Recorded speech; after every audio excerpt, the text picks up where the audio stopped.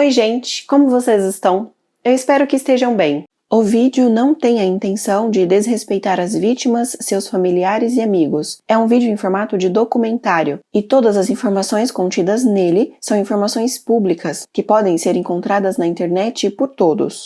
O caso de hoje é sobre uma mulher chamada Miriam, sua filha chamada Nicole Netchman, de 21 anos, e o padrasto de Nicole. A jovem de 21 anos estava na faculdade e morava por lá, no campus da faculdade. Até que no verão de 2015, ela resolveu visitar a sua família e passar um tempo na casa de sua mãe e padrasto. Mas algo horrível aconteceu com a mãe e o padrasto dela nesse período, e o que ela contou para o seu irmão mais velho em uma ligação sobre esses acontecimentos o deixaria incrédulo.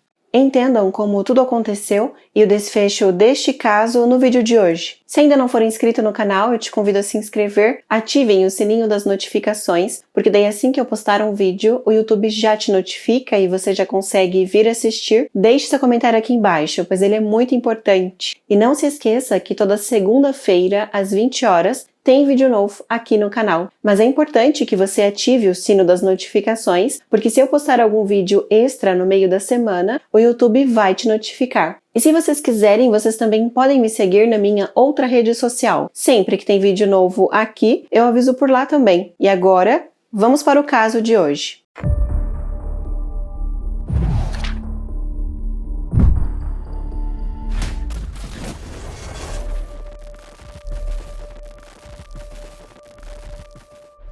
Esse caso ocorreu na Flórida, no condado de Hillsborough, na cidade conhecida como Tampa. Contextualizando o cenário, Tampa é conhecida por possuir um grande centro empresarial e por seus museus e outras ofertas culturais. E é nesse cenário que encontramos Nicole Jean Netchman, uma estudante americana da Florida State University, ou Universidade Estadual da Flórida, que tinha 21 anos de idade em 2015, quando os fatos dessa história aconteceram. Mas vamos entender o caso para desvendar como essa jovem universitária foi implicada numa questão de transtorno de personalidade. O caso de hoje começou em 1994, quando um homem chamado Ronald Netchman e uma mulher chamada Miriam mantinham um relacionamento amoroso. Nessa ocasião, eles moravam juntos em uma casa situada no Texas. Miriam era a capitã da reserva e enfermeira da marinha, quando engravidou de Nicole. Nicole nasceu em 11 de fevereiro de 1994. Miriam então passou a ter 3 filhos, Nicole de seu casamento com Ronald e outros 2 filhos que ela tinha de um casamento anterior. Ela havia sido casada com um homem chamado Joseph Carey Sr. e dessa união nasceram Joseph Jr. e Kevin Carey. Ela viveu com Joseph e seus 2 filhos por 12 anos em Houston, no Texas. Mas o casamento não deu certo e ela se divorciou de Joseph e logo em seguida começou a se relacionar com Ronald. A história dela com Ronald foi assim. Assim que se casou, ela não levou os seus 2 filhos do relacionamento anterior para morar com eles imediatamente. Nessa época, eles ficaram morando com a avó em Tampa, na Flórida. Miriam descobriu que estava grávida e o casal decidiu que alugaria uma casa maior para se mudar. Assim seria mais confortável para eles e com isso conseguiram trazer os 2 filhos dela, o Joseph e o Kevin, para morar com eles por volta de agosto de 1993. Mas o relacionamento deles também não deu certo e quando Nicole nasceu, em fevereiro de 1994, eles já estavam divorciados. Ronald disse no julgamento que assistiu ao parto e ajudou a cuidar da sua filha. No início, Nicole ficou sob a custódia de seu pai, morando com ele em seu apartamento de 2 quartos, mas após um ano, Miriam entrou com um pedido na justiça para ficar com a guarda da menina e, ao conseguir a custódia dela, Ronald acabou se afastando e acabou por perder todo o contato com a filha quando ela tinha apenas 4 anos. Depois, descobriu-se que Ronald tinha outra filha de um outro relacionamento. E assim como com Nicole, ele não entrou mais em contato com essa filha depois que ela completou 6 anos de idade. Agora, sozinha e com 3 filhos, a Miriam decidiu ficar morando com a sua família por um período em Tampa, mas logo decidiu que se mudaria para Virgínia. Nessa época, o seu filho Joseph decidiu que não se mudaria com a mãe. Ele queria ficar vivendo com a avó e assim o fez. Ele tinha 17 anos nessa época, terminou o ensino médio e depois entrou para a Força Aérea dos Estados Unidos. No julgamento, Joseph explicou que a sua vida, enquanto morava com a mãe e o pai biológico de Nicole, era uma bagunça. Então, quando ele foi morar com a avó, tudo ficou tranquilo novamente. E por esse motivo, quando a mãe decidiu que se mudaria para a Virgínia, ele imaginou que tudo voltaria a ser uma bagunça novamente. E por isso decidiu não ir e ficou com a avó, onde era feliz. Algum tempo depois do divórcio e de se mudar para a Virgínia, Miriam se casou novamente com um homem chamado Robert Dines. E ambos, juntamente com Nicole e Kevin, foram morar numa casa em Carrollwood, Tampa, também na Flórida. O Kevin, assim que se formou no ensino médio, também entrou para o exército, mas infelizmente, em 2003, ele sofreu um acidente de carro e faleceu. Nicole se graduou em Tampa High School e, em seguida, se habilitou para frequentar a Universidade Estadual da Flórida. Ela iniciou estudando História, mas depois mudou para Relações Públicas. Durante o seu primeiro ano na universidade, Nicole viveu no campus e só voltou para Tampa para passar o verão de 2015 com a sua mãe e seu padrasto. Mas ela aproveitou para visitar o seu irmão Joseph nesse verão também. Nessa época, segundo ele contou no julgamento, ele morava em Washington e já era casado e tinha filhos. Ele disse que a irmã estava agindo normal. Em momento algum comentou estar tendo qualquer tipo de problema com a mãe ou na faculdade. Ela ficou alguns dias lá com a família do irmão antes de voltar para a casa da mãe e do padrasto. Ela precisava se preparar para voltar para a universidade e retomar os seus estudos, agora cursando o segundo ano. Mas, por alguma razão, ela atrasou a sua matrícula e sua inscrição para conseguir um dormitório no campus. E as aulas teriam início em 24 de agosto. Ela percebeu que tinha apenas uma semana para resolver tudo. Nicole ficou muito preocupada, achando que não só perderia sua matrícula, como não teria onde se alojar, caso não conseguisse resolver esse contratempo.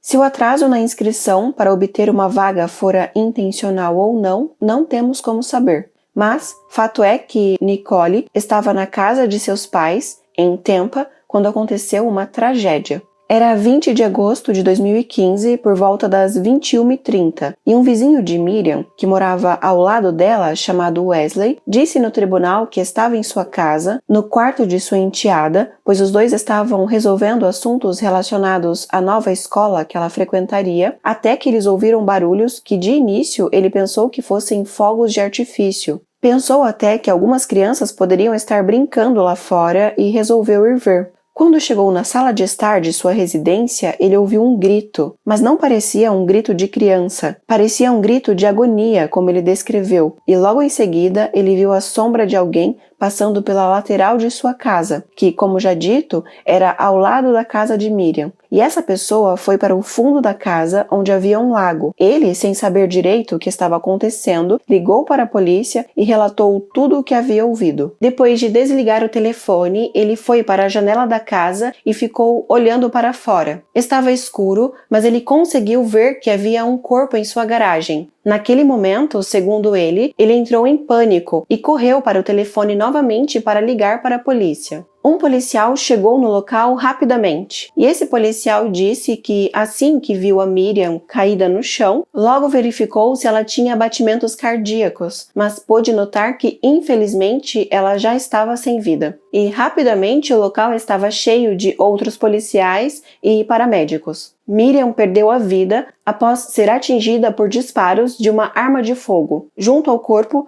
próximo da cabeça, ele encontrou um invólucro de bala de arma de fogo. Mais tarde, os policiais encontraram 2 outras cápsulas nas proximidades, junto com uma bala intacta e não utilizada que pertencia a uma pistola calibre 38.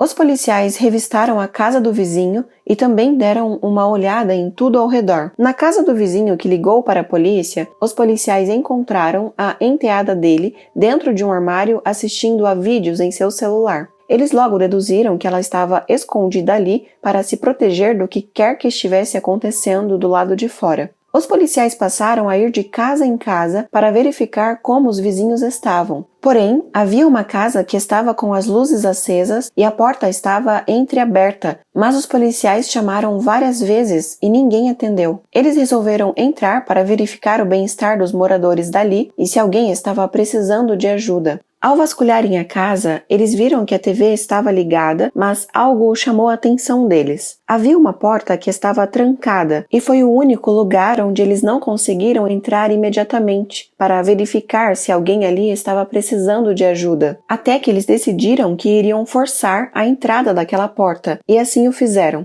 Assim que conseguiram abrir a porta, eles puderam ver um edredom.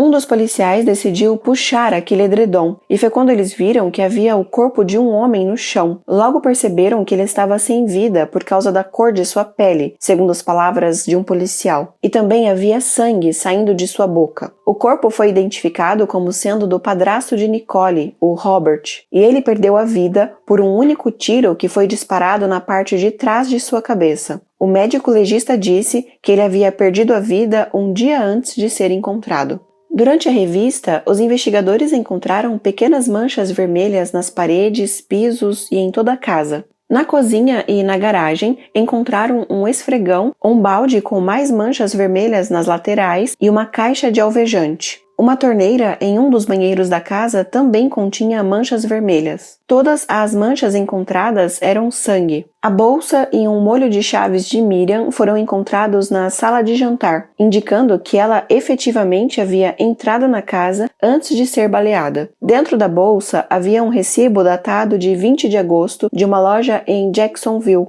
onde ela havia passado alguns dias por causa do seu trabalho como enfermeira. Uma mesa de cabeceira no quarto principal foi encontrada com a gaveta aberta. Dentro dela foi encontrado um estojo de revólver. Dentro do estojo havia um recipiente que continha 13 balas calibre 38, pertencente ao revólver utilizado nos crimes. Em uma parede branca próxima ao quarto do casal, um dos investigadores encontrou uma leve mancha rosa. Olhando mais de perto, ele percebeu uma impressão digital dentro dessa mancha. A análise da marca pela perícia constatou que a impressão digital pertencia a Nicole. Os policiais entraram em contato com ela por telefone e ela, é claro, se mostrou surpresa diante do que lhe foi relatado e afirmou que no dia anterior estava em Tallahassee, na universidade. A investigação logo descobriu que Nicole só tinha dado entrada no tal dormitório provisório pouco depois das 9 horas da manhã do dia 21 de agosto, portanto, no dia seguinte aos crimes. Os vizinhos também informaram que ela fora vista nos dias anteriores ao crime. Aquele vizinho que chamou a polícia relatou que algumas horas antes de ouvir os disparos e o grito, ele havia visto a Nicole no jardim da casa dos pais. Ela estava abrindo a janela de um quarto pelo lado de fora e parecia estar colocando alguns objetos para dentro. Os detetives chegaram a conversar com a colega de quarto de Nicole, e essa moça afirmou que Nicole havia pedido a ela que, se alguém perguntasse, ela deveria dizer que a Nicole entrou em seu quarto um dia antes do dia que ela realmente chegou lá. Logo, eles concluíram que Nicole estava tentando criar um álibi. Tendo ficado claro que Nicole mentira para a polícia, ela foi presa e indiciada por assassinato.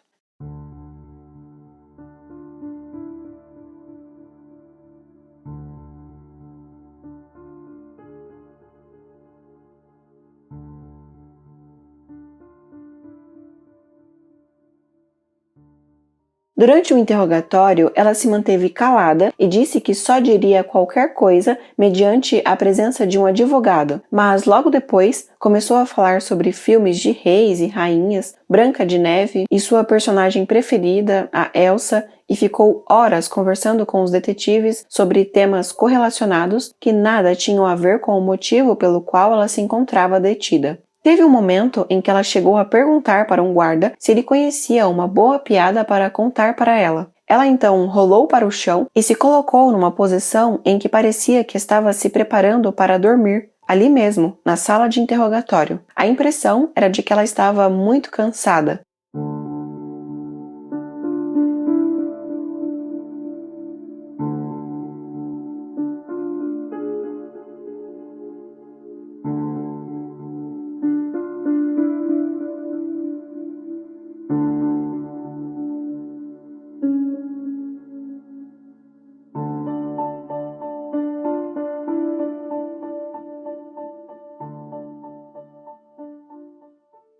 A princípio, ela se declarou inocente. Ao ser interrogado durante o julgamento, o irmão mais velho, Joseph, de 36 anos, disse que Nicole confessou o crime para ele quando ele tentava consolá-la pela morte repentina de sua mãe, e ela disse que sentiria muito a falta dele. Ele contou que foi assustador ouvi-la confessar por telefone, através de sussurros, que havia atirado na mãe e no padrasto depois de ouvir vozes gritando em sua cabeça. Ele contou que ela disse ouvir essas vozes desde que voltou de uma viagem a Londres, durante uma viagem promovida pela escola anos antes. Ela estaria ouvindo vozes gritando alto dentro de sua cabeça e isso, inclusive, estava afetando o seu sono, pois ela acordava com pesadelos horrendos quase todas as noites. No final do telefonema, quando Nicole relatou a tragédia para o irmão, ela disse as seguintes palavras, ainda segundo o que ele testemunhou no tribunal: "Não me arrependo de ter feito isso, mas sinto muito por ter que fazer isso." Depois dessa declaração reveladora, Joseph disse que ela parecia estar orgulhosa de si mesma.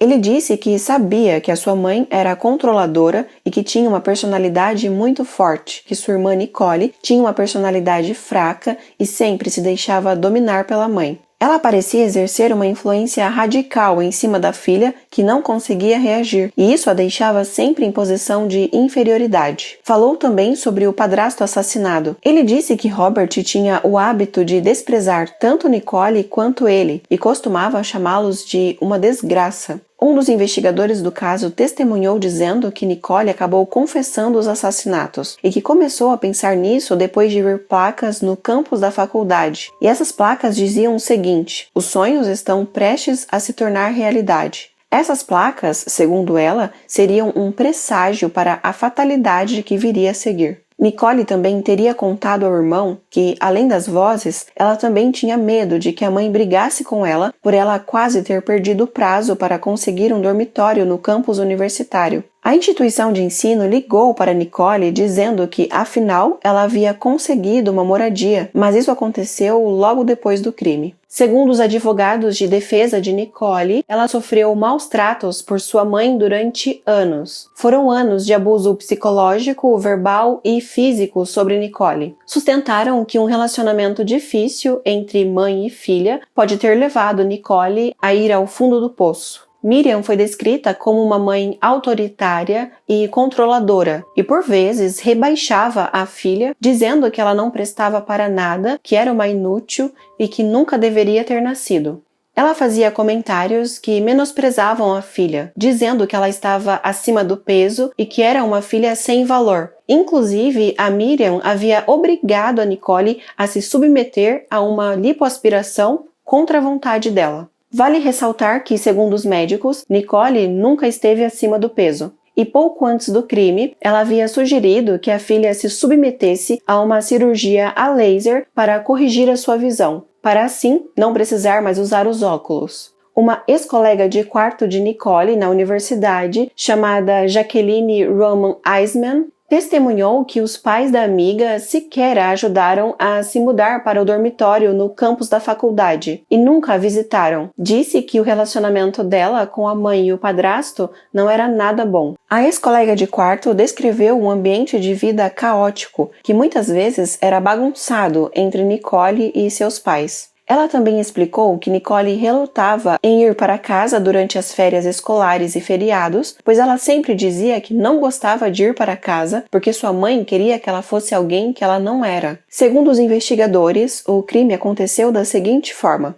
Tudo se iniciou em 19 de agosto de 2015. Nicole se lembrou de que havia esquecido de reservar o seu quarto no campus da universidade e já estava apavorada, pensando no que a sua mãe diria quando descobrisse isso. Com medo da mãe, que sempre foi muito autoritária e que com certeza brigaria muito com ela por isso, ela decidiu que iria eliminar a mãe e o padrasto. Naquele dia, ela estava sozinha com o seu padrasto, o Robert, de 67 anos de idade, enquanto a sua mãe, Miriam, de 56 anos, estava fora da cidade a trabalho. Ela então foi procurar a pistola de seu padrasto, que costumava ficar na gaveta de sua mesa de cabeceira, e, armada, atirou uma única vez na nuca dele enquanto ele estava parado, em pé, de frente para a pia da cozinha. Ele sequer se deu conta da presença da enteada que viera por trás dele. Robert perdeu a vida instantaneamente. Nicole então arrastou o corpo já sem vida de Robert até o dormitório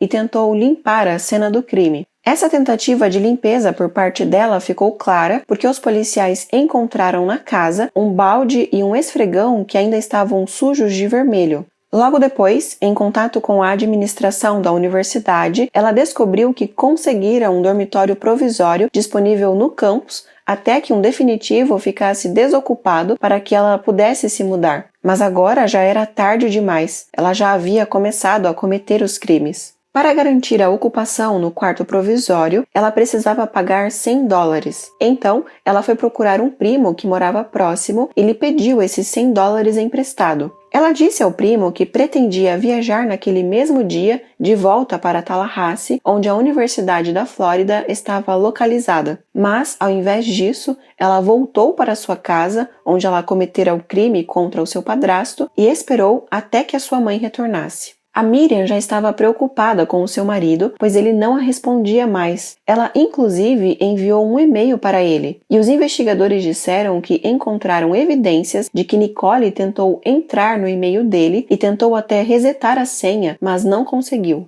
Nicole deixou o seu carro estacionado em um local longe da casa de sua mãe, para que ela não notasse que a filha ainda estava em casa quando chegasse. No dia seguinte, em 20 de agosto, Miriam voltou para casa por volta das 21h30 e uma discussão se iniciou com Miriam perguntando o que Nicole estava fazendo lá. A briga foi intensa e Nicole apontou a arma para a mãe, que, apavorada, saiu correndo de casa, fugindo da fúria da filha, que aparentava estar fora de si. Mas Nicole saiu em seu encalço. Ao chegar perto o suficiente para garantir que o seu objetivo seria alcançado com sucesso, ela disparou 2 vezes no corpo e 1 vez na cabeça de sua mãe, que perdeu a vida instantaneamente. Poucos minutos depois, Nicole entrou em seu carro e dirigiu até Tallahassee. Durante o trajeto, ela tratou de dar sumiço na arma que utilizara para acabar com a vida de sua mãe e seu padrasto. A pistola nunca foi recuperada. Assim que chegou em seu dormitório na faculdade, a Nicole conheceu a sua nova colega de quarto. E depois de conversar um pouco com a sua colega, a Nicole pediu um favor a ela. Pediu que se alguém perguntasse quando ela havia se mudado para o quarto, que a colega deveria dizer que ela se mudou no dia anterior. Ou seja,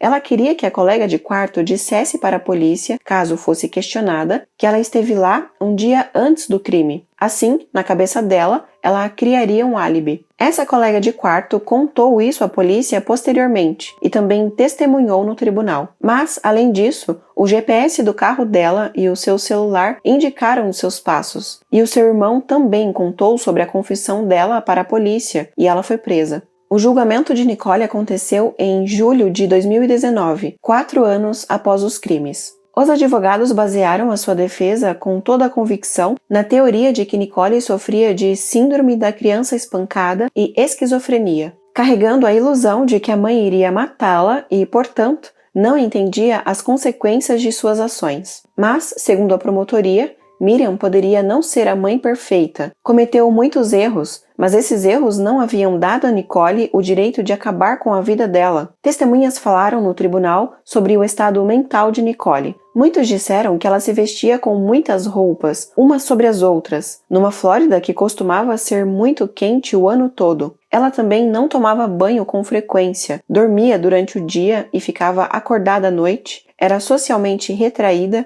e obcecada por animes japoneses e pela personagem Frozen, um desenho animado da Disney.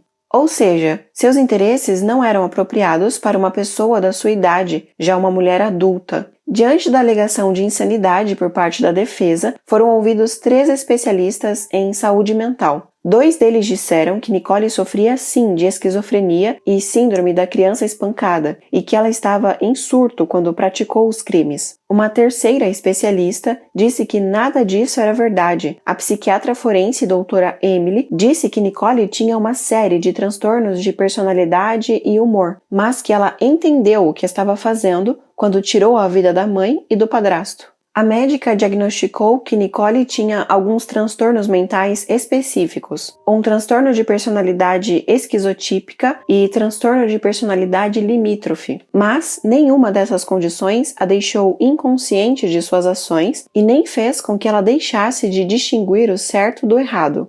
Ela também disse que Nicole não atendia aos critérios para esquizofrenia, pois ela não tinha delírios nem alucinações e que ela havia exagerado quando descreveu os seus sintomas de doença mental. A doutora Emily disse que Miriam tinha um estilo parental agressivo, com o objetivo de estimular os filhos a se saírem melhor, mas ela mesma salientou que nem todo mundo percebe esse tipo agressivo da mesma maneira. E dependendo do tipo de pessoa, no caso ela se referia a Nicole, essa pessoa pode encarar muito mal e se transformar numa pessoa muito retraída e infeliz. Ela argumentou que Nicole tinha um estilo de personalidade manso e carecia de um senso de identidade. Durante sua entrevista com Nicole para examinar sua personalidade, ela pôde perceber que ela apresentou tristeza, teve sentimentos crônicos de vazio, não se encaixava e não entendia a que lugar pertencia no mundo. Ainda teve ideias paranoicas sobre sua mãe descobrindo as coisas